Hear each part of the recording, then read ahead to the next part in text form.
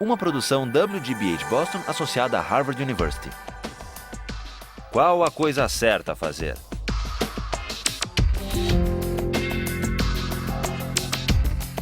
Justice, com Michael Sandel. Contratação militar.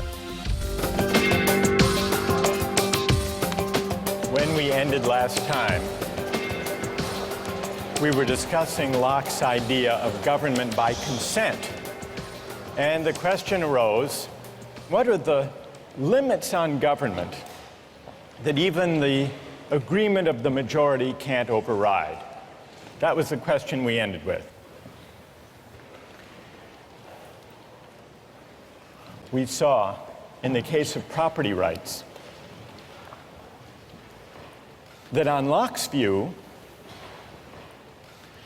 a democratically elected government has the right to tax people.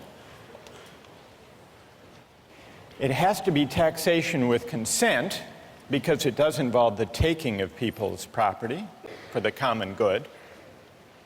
But it doesn't require the consent of each individual at the time the tax is enacted or collected. What it does require is a prior act of consent to join the society, to take on the political obligation. But once you take on that obligation, you agree to be bound by the majority. So much for taxation. But what you may ask about the right to life? Can the government conscript people and send them into battle? What about the idea that we own ourselves? Isn't the idea of self-possession violated if the government can, through coercive legislation and enforcement powers, say, you must go risk your life to fight in Iraq? What would Locke say? Does the government have the right to do that? Yes. In fact, he says in 139, he says, what matters is that the political authority or the military authority not be arbitrary. That's what matters. And he gives a wonderful example. He says a sergeant, even a sergeant, let alone a general, a sergeant can command a soldier to go right up to the face of a cannon where he is almost sure to die. That the sergeant can do. The general can condemn the soldier to death for deserting his post or for not obeying even a desperate order. But with all their power over life and death, what these officers can't do is take a penny of that soldier's money. Because that has nothing to do with the rightful authority. That would be arbitrary, and it would be corrupt. So consent winds up being very powerful in Locke, not consent of the individual to the particular tax or military order, but consent to join the government and to be bound by the majority in the first place. That's the consent that matters. And it matters so powerfully that even the limited government created by the fact that we have an unalienable right to life, liberty, and property, even that limited government is only limited in the sense that it has to govern by generally applicable laws, the rule of law. It can't be arbitrary. That's Locke. Well, this raises a question about consent. Why is consent such a powerful moral instrument in creating political authority and the obligation to obey?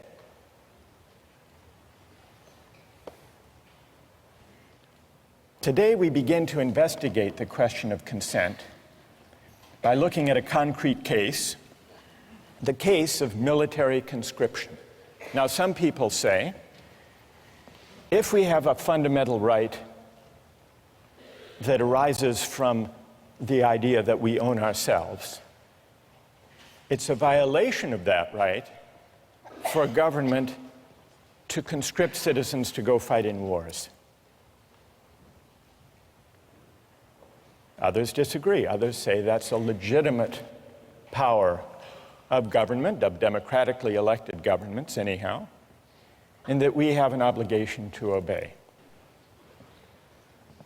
Let's take the case of the United States fighting a war in Iraq. News accounts tell us that the military is having great difficulty meeting its recruitment targets. Consider three policies that the U.S. government might undertake to deal with the fact that it's not achieving its recruiting targets. Solution number one, increase the pay and benefits to attract a sufficient number of soldiers. Option number two, shift to a system of military conscription. Have a lottery, and whosever numbers are drawn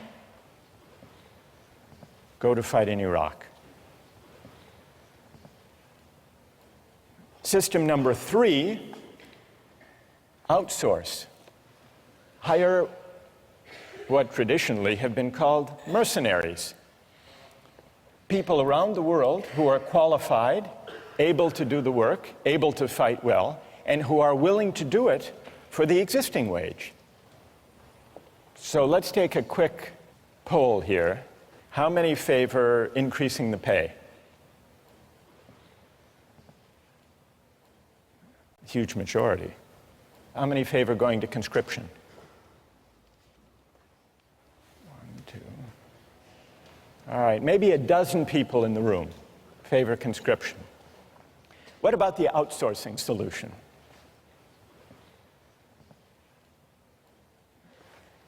Okay, so there may be about 2-3 dozen. During the Civil War, the Union used a combination of conscription and the market system to fill the ranks of the military to fight in the Civil War. It was a system that began with conscription, but if you were drafted and didn't want to serve, you could hire a substitute to take your place. And many people did.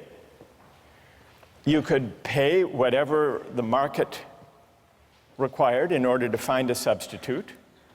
People ran ads in newspapers, in the classified ads, offering $500, sometimes $1,000 for a substitute who would go fight the Civil War in their place. In fact, it's reported that Andrew Carnegie was drafted and hired a substitute to take his place for an amount that was a little less than the amount he spent in a year on fancy cigars. Now, I want to get your views about the Civil War system. Call it the hybrid system, conscription but with a buyout provision. How many think it was a just system? How many would defend the Civil War system? Anybody? One? Anybody else? 2, 3, 4, 5. How many think it was unjust? Most of you don't like the Civil War system. You think it's unjust. Let's hear an objection. Why don't you like it? What's wrong with it? Yes.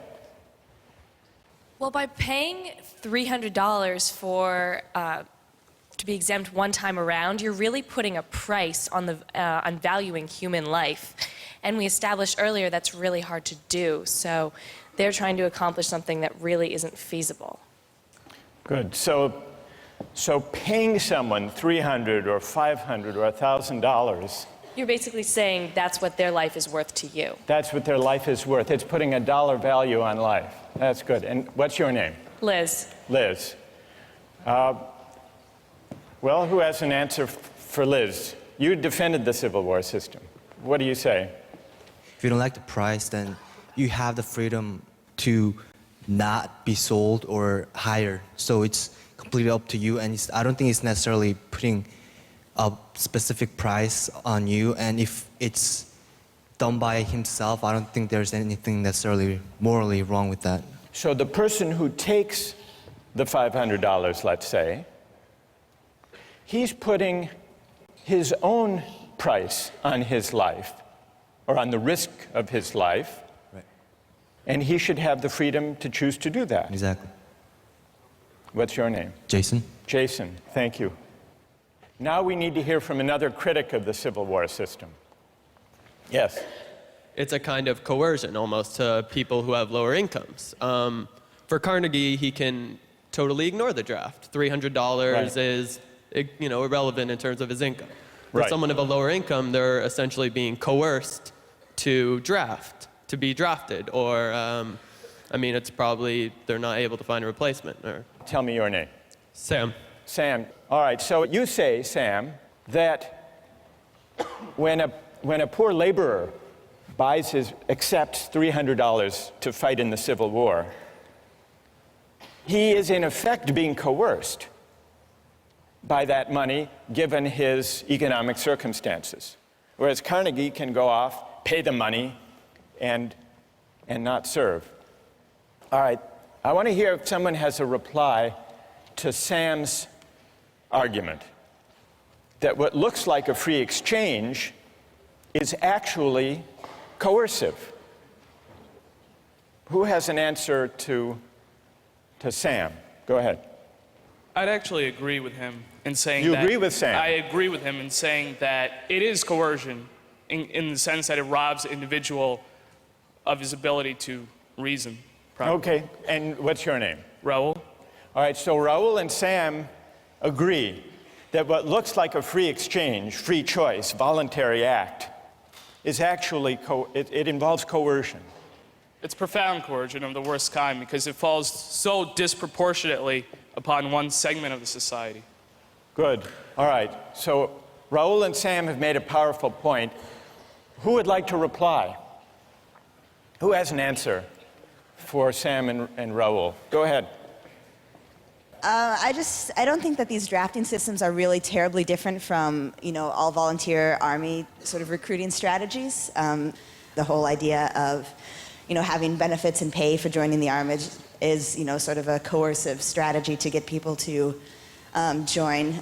It is true that military volunteers come from disproportionately, lower economic status, and also, from certain regions of the country where you can use like the patriotism to try and coerce people to feel like it's the right thing to do to volunteer and go over to Iraq. And tell me your name. Emily.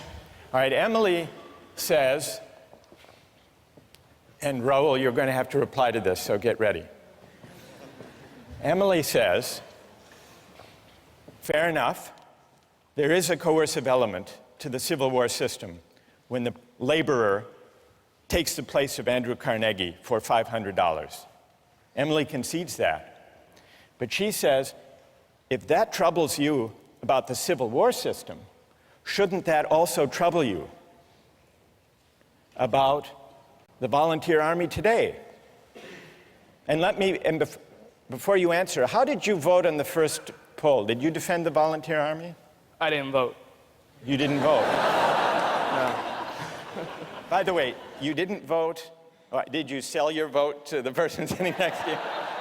No. All right. So what would you say to that argument?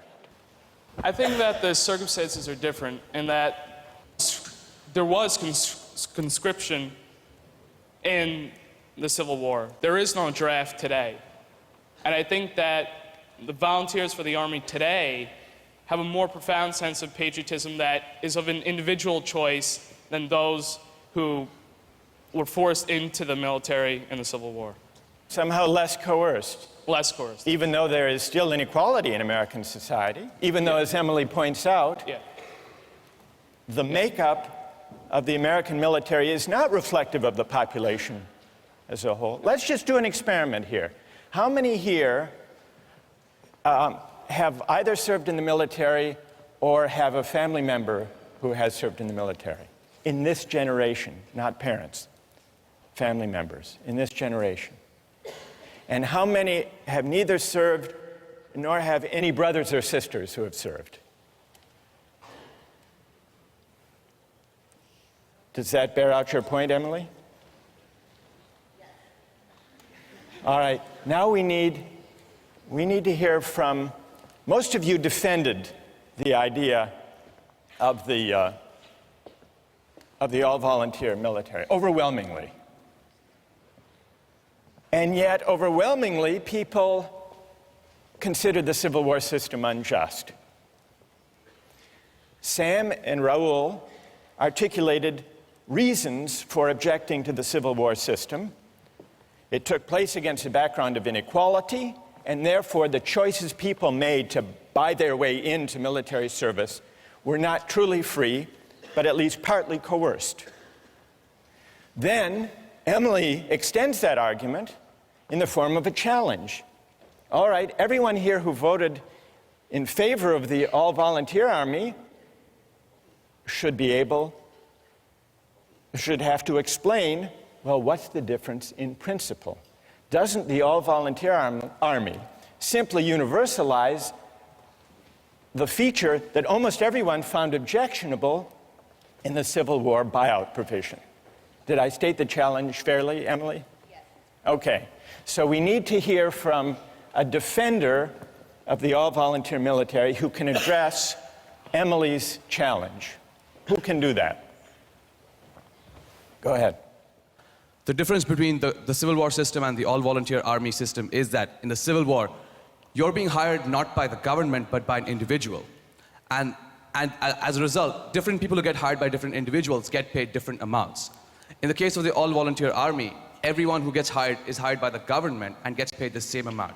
It's precisely the universalization of essentially paying your service, you're paying your way into the army, that makes the all-volunteer army just. Emily?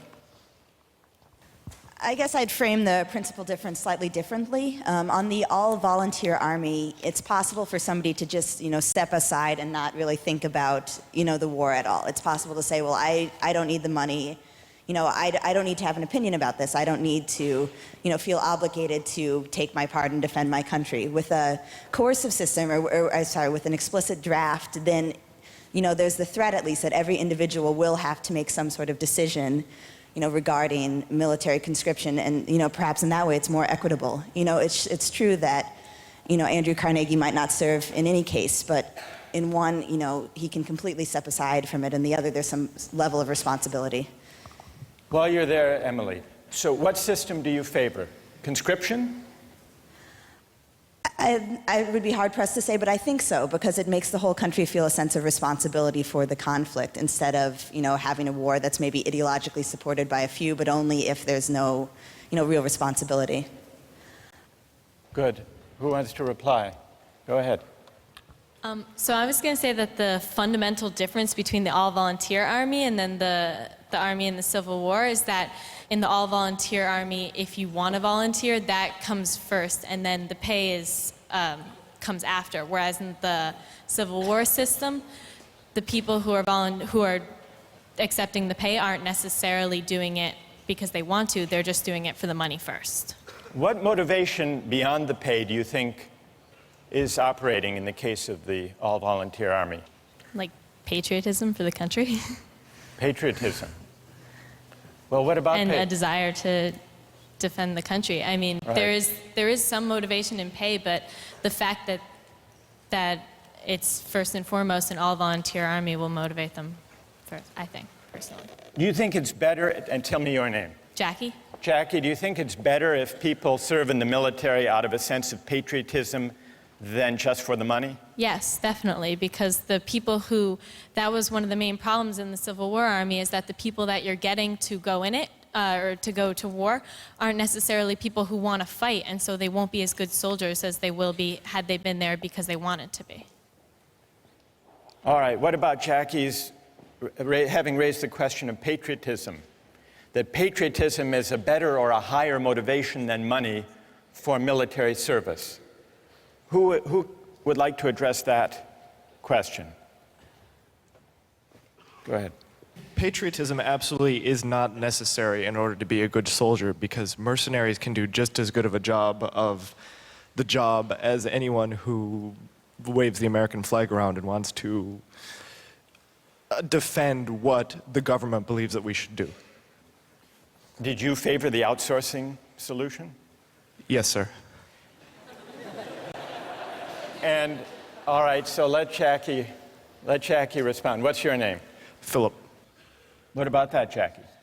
So much for patriotism. If you've got someone whose heart is in it more than another person's, they're going to do a better job.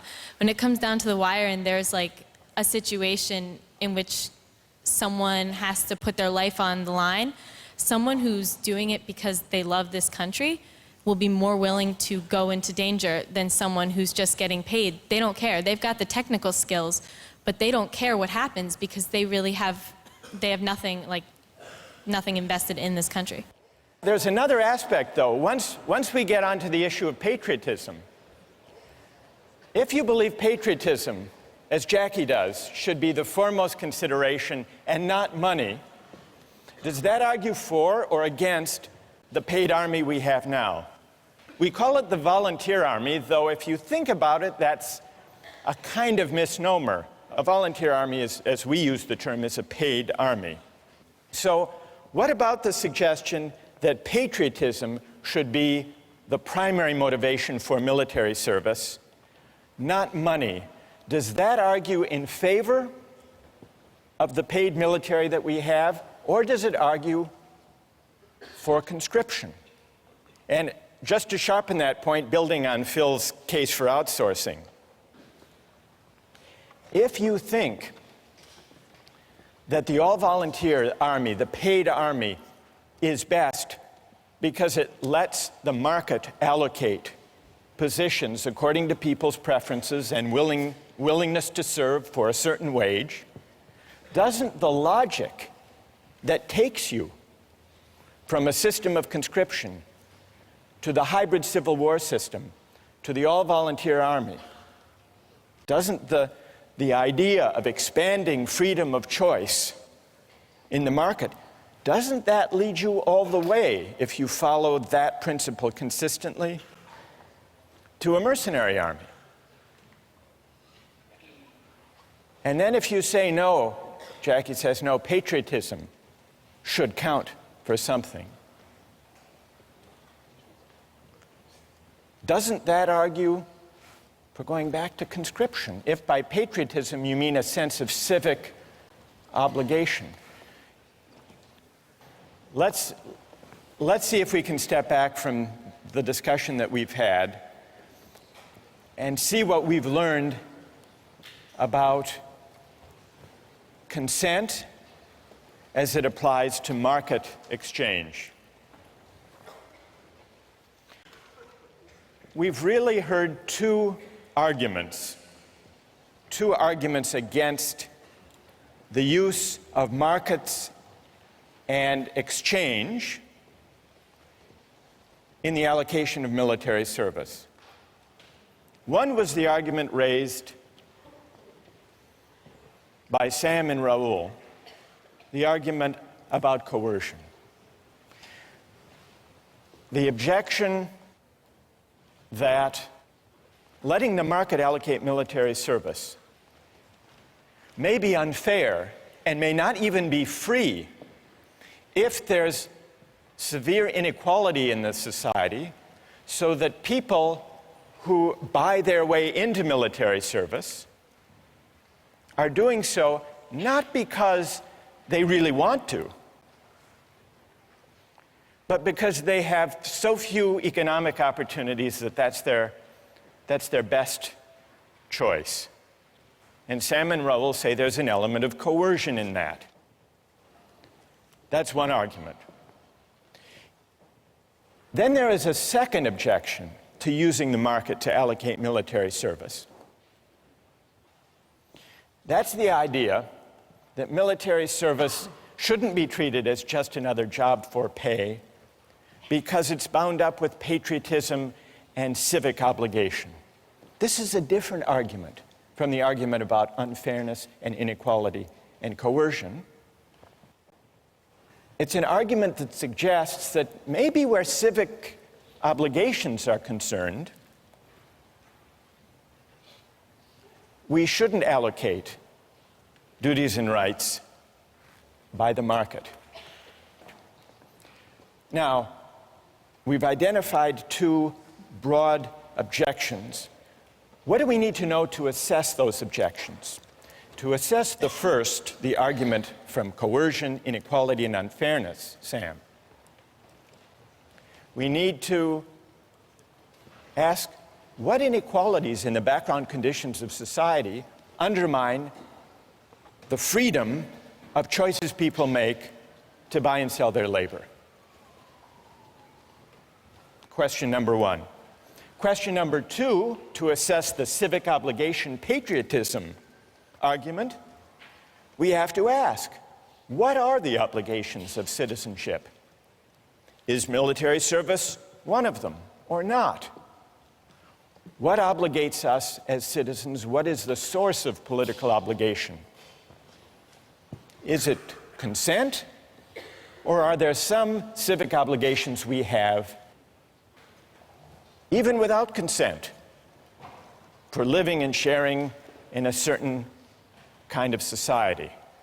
We haven't answered either of those questions, but our debate today about the Civil War system and the all-volunteer army has at least raised them, and those are questions we're going to return to in the coming weeks.